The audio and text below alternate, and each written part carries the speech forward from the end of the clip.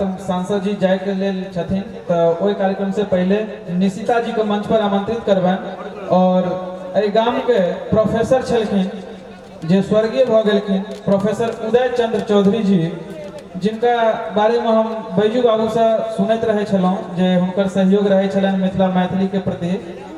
हुनका स्मृति में ई सर्टिफिकेट निशिता जी के द्वितीय पुरस्कार के रूप में मिथिला पेंटिंग के हमारे सांसद महोदय जी माननीय विधायक मिश्री लाल यादव जी भेंट करती।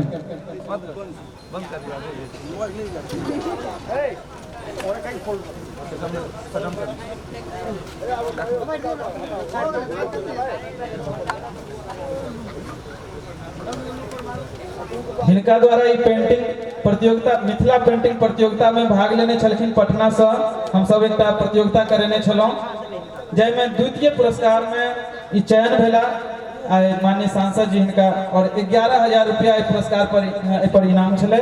प्रतियोगिता में द्वितीय पुरस्कार 11,000 जे निशिता झा जी के भेटला। बहुत बहुत धन्यवाद। आप सांसद